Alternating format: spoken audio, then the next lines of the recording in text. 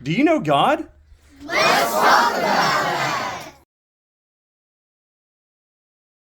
Hello and welcome to the Press On podcast. It is our pleasure for you to join us today as we get back to a topic that we started talking on earlier in the year, the idea of knowing God. And I hope to kind of flesh that idea out a little bit further today as we take a pause and ask ourselves the question, well, what does it mean to know anything? When we talk about knowledge, we talk about knowing something, what are we talking about?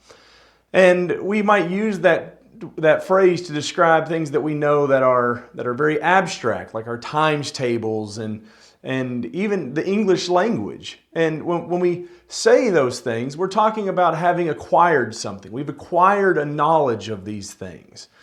But when we talk about something like our family, we're talking about something that is far more complex. And as the object of our knowledge grows in complexity, so does the understanding of what we're saying when we know it.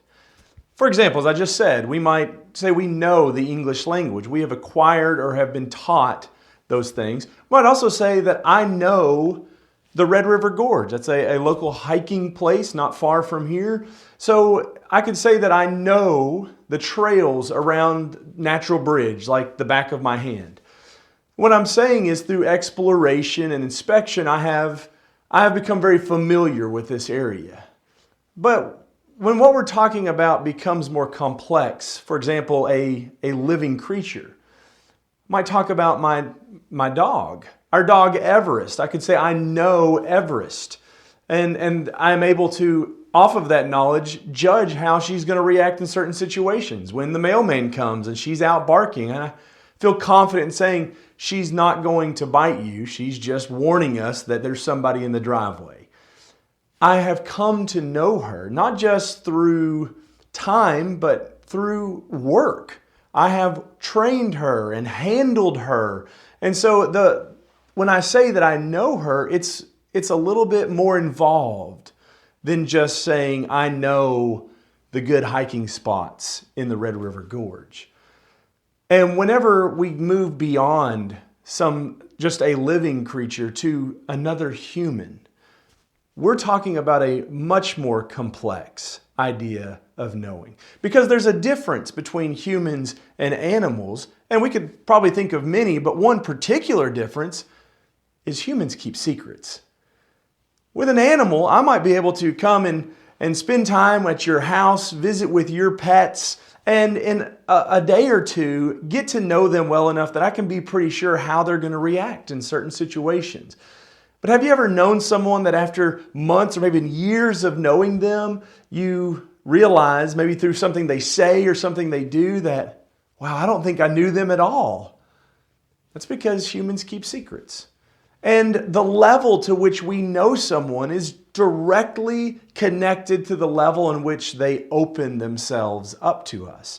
Sure, we might be friendly and show an interest in others and try to get to know them, but it is truly up to them as to whether or not they're going to open themselves in a way that allows us to be able to stand and say, I know this person. And we also speak of our knowledge of a person different than we speak of our knowledge of other things. We have put varying levels of degrees.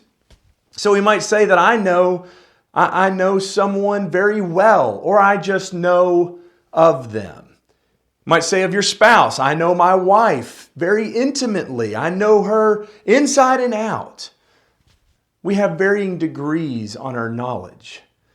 But as that person even, the complexities that make up the relationships that we have with other human beings, as that person is elevated in status, so too does the idea of our knowing them get elevated.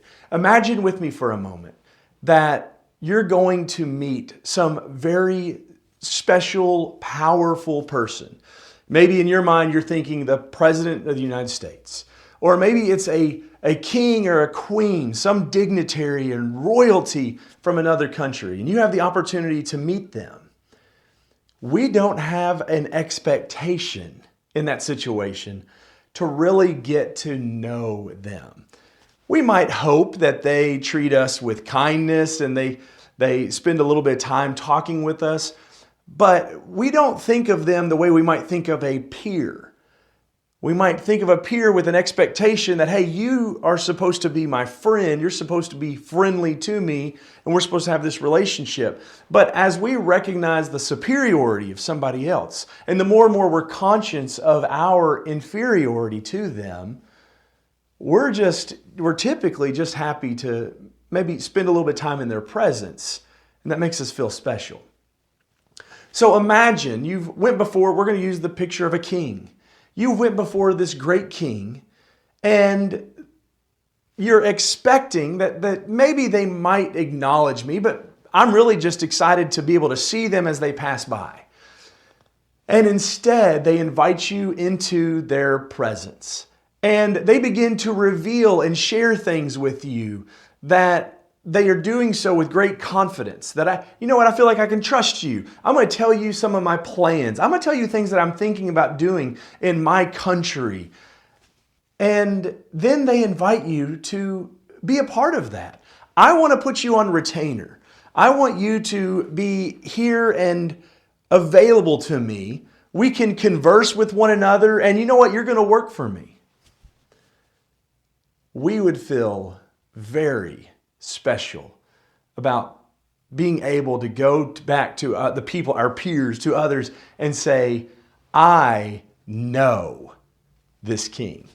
And they might say, well, you know of them. No, I know them. I know them because they've revealed themselves to me. I know them because they've invited me into their company to assist them in their work. And we would not only be willing to share that with others, but we would want to pick our life up and say, I want to rise to the occasion of being the helper, the worker in this king's relationship, in this king's company. And that is exactly what we mean when we talk about knowing God. When you think of the story of Joseph, God is revealing himself to Joseph through a series of ways, which, yes, many were very difficult. Many were very difficult, but through them, God was showing Joseph who he is and that he has a desire for Joseph. Joseph is important to him.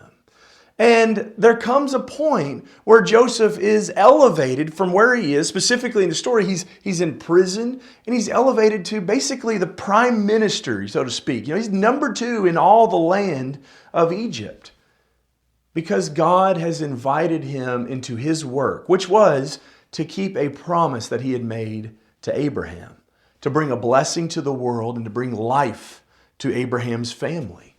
And so that's exactly what Joseph is employed to do. He gets to join in with the sovereign king of all creation. And what I want to suggest is that's what you and I have the opportunity to do as well. When we talk about knowing God, we need to think about how God thinks about that. In Jeremiah chapter 9 and verse 24, he says, let him who boasts, boast in this, that he knows and understands me. That's something that Joseph could say. At the end of his life, he could say, I know and I understand God because of the ways that I have been brought into his presence. Even though it looked like difficult trials, I was able to see God was inviting me to see the love that he has for me, the faithfulness to his promises, and the work that he's employing me to do. Somebody else who could say that is Job. At the end of the book of Job, Job 42 and verse 5, after everything that's happened to Job, Job makes this statement. He says, I have heard of you, speaking to God, I have heard of you with my ears, but now I see you with my eyes. And the idea that he's portraying is the same thing that we talked about earlier, the degree of knowledge. I knew of God, but now I know God. I recognize who he is. I recognize his sovereignty, how he is greater than me and greater than all things. And I recognize the love that he has, the relationship that we can enjoy. And what I want to tell you today is thank God that we can all have that same knowledge through Jesus Christ. In John chapter 1, verse 18, John describes Jesus as this only begotten of the Father who explains him, or he reveals him. Some translations say he declares God. The Hebrew author says that he is the exact representation of him.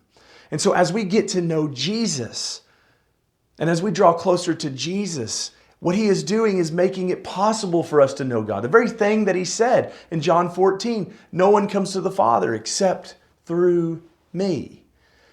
So what does that look like for you and I today? Well, it looks like 1 Thessalonians 2. In 1 Thessalonians 2 and in verse 13, Paul writes to the Thessalonians and he commends them on the way that they received the word of God. They had been taught the gospel and they didn't receive it as the word of men. They received it as it truly is, God's inspired word. And so as we spend time, maybe you're going through a Bible reading this year, maybe you're trying to get more connected with God through studying his word, or maybe that's something that you're thinking I should probably start. As you read God's word, think about this. One, don't miss how it is describing who he is. He is king. Isaiah 52:7. He reigns. But as we see God's sovereignty and his supremacy, we also need to see his invitation for sinners, for people that are not on his level, to be elevated to his presence and to work in his company and to join him in his mission, the very mission that Jesus described, seeking and saving the lost. And as we recognize that, and we recognize the ways in which we can be elevated to him through the life, the death, and the resurrection of Jesus, we will be able to recognize this amazing point. You and I can rejoice. We can rejoice because of the divine fellowship or partnership that we have been called into through the blood of Christ. We can share in knowing God. I hope that what we've talked about will challenge you and encourage you to strive to know God better. And if it has so, please leave this video a like and share it with someone. Comment down below and tell us something about how you have come to know God better through his word. We would love to hear those. But whatever you do, I hope that this encourages you to press on in your desire to know him better today. I love you. God bless.